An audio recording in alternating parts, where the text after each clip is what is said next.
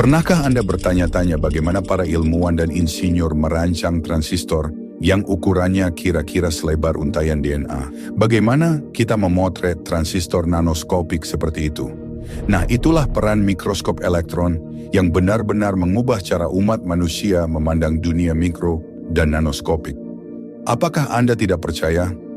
Ambil contoh kupu-kupu merah Eropa ini. Saat kita memperbesar sayapnya menggunakan mikroskop cahaya, kita melihat bahwa sayapnya terdiri dari sisik-sisik kecil yang saling tumpang tindih. Namun jika kita memperbesarnya menggunakan mikroskop elektron, kita dapat dengan jelas melihat bentuk setiap sisik, dan jika diperbesar lebih jauh lagi, kita akan melihat bagaimana sisik tersebut memiliki tekstur yang benar-benar luar biasa, yang sama sekali asing bagi apapun yang diproduksi manusia. Meskipun sayap ini mungkin tidak berhubungan langsung dengan teknologi yang Anda kenal, para ilmuwan dan insinyur telah menggunakan mikroskop elektron selama 60 tahun terakhir untuk mengembangkan transistor yang semakin kecil. Dan dengan teknologi saat ini, mikroskop ini dapat memperbesar jutaan kali untuk memperbesar di mana ia mampu menangkap gambar atom individu. Ada dua jenis utama mikroskop elektron. Scanning Electron Microscope atau SEM digunakan untuk melihat gambar permukaan seperti sayap kupu-kupu ini atau bulu sikat gigi bekas. Lihat, ini sel-sel dari tubuh Anda, dan di sekeliling sini yang berwarna kuning ada bakteri. Ini menjijikkan, tapi mari kita lanjutkan. Mikroskop elektron pemindaian memiliki resolusi maksimum sekitar 1 nanometer. Artinya jarak antara dua fitur atau titik yang berdekatan dari data yang dapat diselesaikan dalam suatu gambar adalah 1 nanometer. Jenis lainnya adalah mikroskop elektron transmisi atau TEM, yang digunakan untuk mengambil gambar struktur di dalam material, seperti mesin X-ray yang mengambil gambar tulang di dalam tubuh kita. Misalnya, TEM digunakan untuk mengambil gambar bagian transistor ini. Namun di bidang sains lainnya, TEM dapat digunakan untuk mengambil gambar protein di dalam mitokondria, pembangkit tenaga listrik sel, atau nanopartikel emas murni. Mikroskop elektron transmisi biasanya lebih kompleks daripada SEM dan memiliki resolusi hingga 50 pikometer yang kira-kira seukuran atom hidrogen. Satu catatan singkatnya adalah bahwa sponsor video ini, Thermo Fisher Scientific, memberi kami model 3 dimensi dasar dari salah satu mikroskop elektron transmisi mereka dan membantu pemahaman kami tentang teknologi kompleks yang terlibat. Pertama-tama mari kita fokus pada TEM, karena TEM lebih umum digunakan dalam pengembangan teknologi mutakhir, dan selanjutnya kami akan memberikan gambaran umum tentang mikroskop elektron pemindaian. Dan perhatikan bahwa ada banyak tumpang tindih antara teknik di dalam keduanya. Ide dasar di balik TEM adalah ia menghasilkan elektron dan mempercepatnya hingga sekitar 70% kecepatan cahaya, sehingga menciptakan berkas elektron. Selanjutnya, serangkaian lensa magnetik memfokuskan elektron ke area kecil dan menembakkan atau mentransmisikan elektron tersebut melalui spesimen yang kita lihat. Bergantung pada perbedaan kepadatan dan bahan di dalam spesimen, elektron tersebar saat melewatinya, sehingga mencetak gambar isi spesimen ke berkas elektron. Berkas elektron yang tercetak kemudian diperbesar 40 kali menggunakan lensa objektif, dan selanjutnya diperbesar 50.000 kali menggunakan satu set lensa proyektor. Pada titik ini, gambar yang dicetak memiliki lebar sekitar 5 cm dan cukup besar untuk ditangkap oleh sensor kamera resolusi tinggi di bagian bawah mikroskop. Kita akan membahas sedikit detail teknisnya. Namun untuk saat ini, Anda mungkin bertanya-tanya mengapa kita harus bersusah payah memanipulasi elektron, dan mengapa kita tidak bisa menggunakan cahaya saja? Ya, cahaya tampak secara fisik terbatas pada perbesaran hingga sekitar 2000 kali. Dan jika Anda mencoba memperbesar lebih jauh, gambar tetap buram tanpa mengungkapkan detail lebih lanjut. Di sisi lain, elektron dapat mencapai perbesaran yang berarti hingga 2 juta kali. Lalu mengapa cahaya terbatas secara fisik? Baiklah, mari kita kembali ke gambar kupu-kupu merah Eropa dan sisik pada sayapnya. Gambar ini diambil dengan kamera, gambar ini diambil dengan mikroskop cahaya, dan gambar ini diambil dengan mikroskop elektron. Mari kita perhatikan dua fitur dari spesimen yang hanya berjarak 100 nanometer. Cahaya tampak memiliki panjang gelombang rata-rata 540 nanometer, lebih besar dari jarak antara dua titik tersebut. Karena sifat fisika gelombang, ketika cahaya mengenai kedua fitur ini, cahaya tersebut dibelokkan sehingga menciptakan sepasang gelombang yang merambat dengan pola difraksi yang dihasilkan dari interferensi kedua gelombang tersebut. Jika jarak fitur-fitur tersebut jauh lebih dekat daripada panjang gelombang cahaya tampak, maka pola difraksi akan membuat kedua fitur tersebut tampak seperti satu fitur kabur. Singkatnya, cahaya tampak tidak dapat menyelesaikan fitur yang jaraknya kurang dari 300 nanometer. Namun, dalam mikroskop elektron ini, elektron dipercepat hingga 70% kecepatan cahaya dan memiliki panjang gelombang 2,5 pikometer, yaitu sekitar 200.000 kali lebih kecil dari panjang gelombang cahaya tampak. Pada prinsipnya, mikroskop elektron semacam itu dapat mendeteksi fitur-fitur yang berjarak hanya 1 pikometer, namun karena keterbatasan fisik lensa magnetik, resolusi sebenarnya adalah sekitar 50 pikometer yang cukup untuk melihat atom-atom individual dalam suatu material. Selain itu, jika Anda bertanya-tanya tentang skala mikrometer, nanometer, dan pikometer, berikut perbandingan ukuran masing-masing satuannya. Perhatikan bahwa masih banyak lagi detail dan fakta yang dipotong dari naskah video ini dan dimasukkan ke dalam komentar pembuatnya yang dapat Anda temukan di subtitle bahasa Inggris. Oleh karena itu, sekarang mari selami sains dan teknik kompleks di balik setiap bagian mikroskop elektron transmisi ini. Kita akan mulai dari atas dengan perangkat yang disebut sumber emisi medan yang menghasilkan elektron bebas. Prinsip dasarnya adalah elektron bermuatan negatif tertarik ke medan listrik positif. Di sini kita memiliki jarum kristal tungsten dan di bawahnya ada cincin yang disebut ekstraktor. Cincin ekstraksi ini dihubungkan ke tegangan positif 5000 volt dan akibatnya elektron bermuatan negatif dalam tungsten ditarik menuju ekstraktor. Efek medan listrik pada elektron diperkuat oleh kristal tungsten runcing tajam yang lebarnya hanya beberapa nanometer dan sebagai hasilnya elektron terbebas dari tungsten. Langkah selanjutnya adalah mempercepatnya hingga 70% kecepatan cahaya. Untuk melakukan hal ini, kita menggunakan serangkaian cincin logam yang diberi skala puluhan ribu volt satu sama lain. Dan sama seperti sebelumnya, cincin bermuatan positif ini menggunakan elektrostatika untuk menarik elektron bermuatan negatif yang dipercepat melalui pusat cincin. Ada dua alasan utama mengapa kecepatan elektron luar biasa. Yang pertama adalah agar mereka dapat melakukan perjalanan melalui spesimen, apakah itu transistor, protein, atau kisi kristal, atau sesuatu lainnya yang telah diiris dengan ketebalan biasanya hanya 100 nanometer.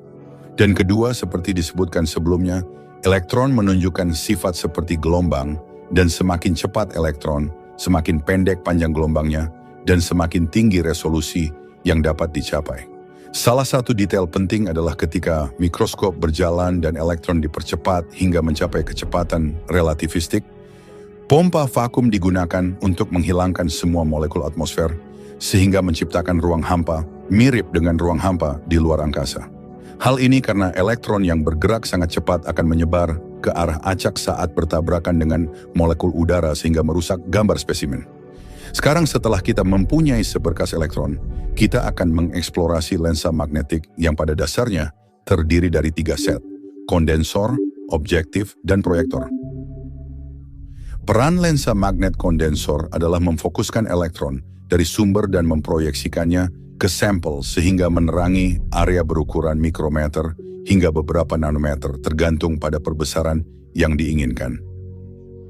Selain itu, mikroskop menggunakan lubang atau lubang yang ditempatkan pada jalur berkas untuk menyaring elektron yang menyebar terlalu jauh dari pusat kolom atau sumbu optik, sehingga elektron menjadi lebih sejajar satu sama lain sebelum mengenai spesimen. Spesimen diletakkan pada suatu dudukan yang dimasukkan melalui airlock ke dalam ruang vakum. Untuk melihat aspek berbeda dari spesimen seperti kisi kristal, pemegang dapat menggerakkan atau menerjemahkan spesimen ke 3 arah X, Y, dan Z dan memutar spesimen sepanjang sumbu X dan dengan beberapa pemegang juga sumbu Y.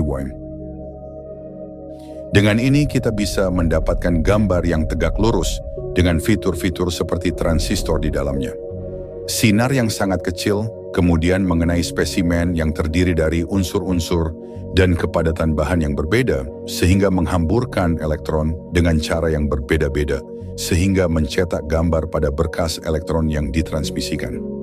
Lensa berikutnya, lensa objektif dan rangkaian 4 lensa proyektor, digunakan untuk memperjelas dan memperbesar gambar sangat kecil yang tercetak pada berkas elektron hingga lebar beberapa sentimeter. Proses ini dipisahkan menjadi 2 bagian. Pertama, lensa objektif, yang sering dianggap sebagai jantung mikroskop, memperbesar gambar sebanyak 40 kali dan abrasi optiknya menentukan resolusi akhir.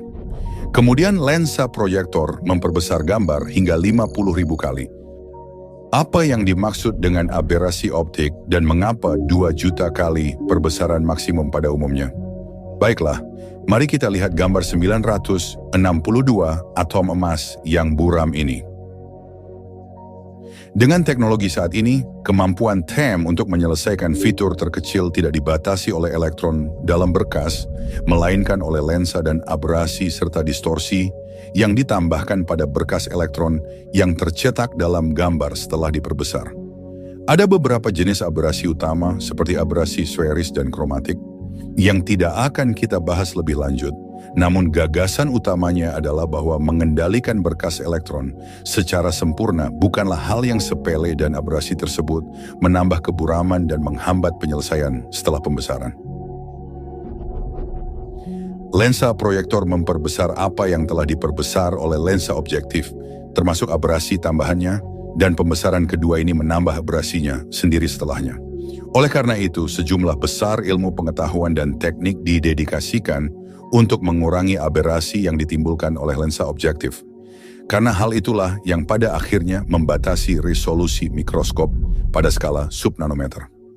Satu hal yang mungkin Anda bertanya-tanya adalah mengapa lensa magnetik ini tidak terlihat seperti lensa mikroskop atau kamera, dan bagaimana lensa magnetik beroperasi pada elektron yang bergerak cepat. Nah, di dalam lensa terdapat gulungan kawat tembaga yang dikelilingi rumah besi. Ketika arus dialirkan melalui kumparan ini, medan magnet dihasilkan. Medan magnet ini kemudian disalurkan melalui besi ke potongan kutub dan disalurkan ke kolom optik. Medan magnet ini kemudian digunakan untuk mengubah lintasan elektron dengan membengkokkan elektron ke arah pusat atau sumbu optik dalam arah helix yang mengecil. Fisika yang berperan adalah hukum Lorentz. Ringkasnya, gaya pada elektron sama dengan muatannya, Q, dikalikan V atau vektor kecepatan elektron disilangkan dengan B, vektor medan magnet. Singkatnya, jika elektron memiliki kecepatan menjauhi sumbu optik, maka elektron tersebut akan dipaksa oleh medan magnet ke bawah menuju pusat. Namun jika elektron bergerak sempurna ke bawah pusat sepanjang sumbu optik, ia tidak akan mengalami gaya Lorentz apapun dari medan magnet dan hanya akan terus bergerak ke bawah pusat. Akibatnya, lensa magnetik bertindak sebagai lensa cembung atau konvergen, memfokuskan semua elektron ke titik fokus. Ketika elektron melanjutkan lintasannya melewati titik fokus dan mengembang, mereka menghasilkan gambar yang diperbesar. Perbesaran ini bergantung pada kekuatan medan magnet, posisi lensa, serta posisi detektor dan kamera. Mari kita lihat lebih jauh ke bawah mikroskop dan jelajahi bagaimana kita mengubah elektron menjadi gambar. Ada 2 sistem terpisah. Pertama, kita memiliki layar berpendar yang memiliki lapisan khusus yang bersinar ketika elektron mengenainya dan kamera digunakan untuk melihat layar. Sistem ini digunakan untuk menyelaraskan mikroskop dan memberikan gambaran spesimen. Saat Anda siap mengambil gambar resolusi tinggi, layar berpendar tidak menghalangi, dan gambar diambil menggunakan sistem kedua dengan kamera CMOS yang lebih sensitif, yang memiliki resolusi dan rentang dinamis lebih tinggi. Tujuan dari 2 sistem ini adalah layar berpendar dan kamera digunakan untuk memastikan bahwa berkas elektron dan lensa magnetis dipasang dengan benar, karena sinar yang salah fokus dapat merusak kamera CMOS yang sensitif. Kami telah membahas banyak bagian penting dari mikroskop, namun ada peralatan dan modul lain yang menyediakan fitur tambahan. Misalnya, terdapat detektor sinar X, filter energi, pelat fasa, monokromator, korektor multikutub, mekanisme untuk menahan dan mengatur bukaan, pendingin air untuk lensa magnet, banyak sekali sirkuit untuk mengontrol lensa magnet dan sumber emisi medan, ruang hampa, pompa, pasokan listrik, dan banyak lagi. Selain itu, seluruh mikroskop diletakkan di atas bantalan udara untuk menghilangkan getaran eksternal. Tidak diragukan lagi, mikroskop ini mewakili ilmu pengetahuan dan teknik yang luar biasa. Dan kami berterima kasih kepada sponsor video ini, Thermo Fisher Scientific, yang mengizinkan kami melihat ke dalam. Selain mikroskop elektron, Thermo Fisher juga membuat berbagai macam peralatan laboratorium seperti sentrifugal, inkubator, X-ray, dan spektrometer massa. Bahkan membuat sistem PCR yang bisa digunakan untuk menguji COVID-19. Tak bisa dipungkiri, Thermo Fisher Product adalah tulang punggung penelitian ilmiah di laboratorium di seluruh dunia. Thermo Fisher tidak mensponsori video ini karena mereka ingin Anda membeli mikroskop elektron bernilai jutaan dolar. Namun, sama seperti kami di Branch Education, mereka percaya bahwa masa depan umat manusia terletak di tangan para ilmuwan dan insinyur. Kemampuan untuk menemukan, berinovasi, dan merekayasa solusi terhadap masalah yang dihadapi umat manusia. Jika Anda mengejar karir di bidang sains atau teknik, lihatlah Thermo Fisher Scientific. Anda juga dapat berupaya menciptakan alat yang mendorong kemajuan ilmu pengetahuan dan teknik. Sekarang setelah kita memahami mikroskop elektron transmisi, mari kita lihat scanning elektron mikroskop atau SM yang juga diproduksi oleh Thermo Fisher Scientific. Ide utamanya adalah alih-alih menerangi suatu area spesimen dan mencetak gambar sekaligus, dengan SEM kita membuat titik fokus dan memindai titik ini ke seluruh objek yang ingin kita perbesar. Elektron-elektron ini kemudian memantul dan dalam prosesnya menciptakan elektron sekunder, elektron yang tersebar kembali, dan sinar X yang kami ukur untuk mendapatkan detail topologi, permukaan, dan komposisi kimianya. Misalnya, proses ini digunakan untuk membuat gambar sayap kupu-kupu atau kristal garam. Masalah dengan SM adalah bahwa SM hanya mengambil gambar permukaan material dan resolusinya dibatasi oleh seberapa kecil kita dapat membuat titik fokus dan seberapa dalam elektron menembus ke dalam sampel, atau yang disebut volume interaksi. Resolusi praktisnya biasanya sekitar 1 nanometer. Selain itu, variasi berguna dari mikroskop elektron transmisi yang patut disebutkan disebut STEM dengan huruf S untuk pemindaian. Mikroskop ini mirip dengan TEM, tetapi seperti SM, kami memfokuskan sinar ke suatu titik dan kemudian menggunakan kumpulan defleksi untuk memindai titik tersebut melalui spesimen.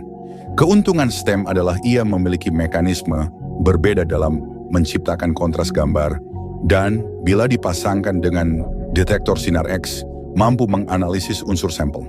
TEM yang lebih mahal biasanya memiliki elemen optik dan sirkuit untuk menjalankan TAM dan STEM, dan pengguna dapat beralih di antara kedua mode tersebut. Kami yakin Anda memiliki banyak pertanyaan. Jangan ragu untuk menuliskannya di komentar di bawah, dan kami akan mencoba menjawabnya di komentar yang disematkan paling atas. Selain itu, salah satu ilmuwan dari Thermo Fisher yang mengerjakan mikroskop ini dan membantu kami meneliti dan menulis skrip ini, telah menulis komentar pembuatnya dengan banyak informasi tambahan. Jadi lihatlah komentar tersebut dalam subtitle bahasa Inggris Kanada. Inilah Branch Education, dan kami membuat animasi 3 dimensi yang mendalami teknologi yang mendorong dunia modern kita. Tonton video cabang lainnya dengan mengklik salah satu kartu ini atau klik di sini untuk berlangganan. Terima kasih telah menonton sampai akhir.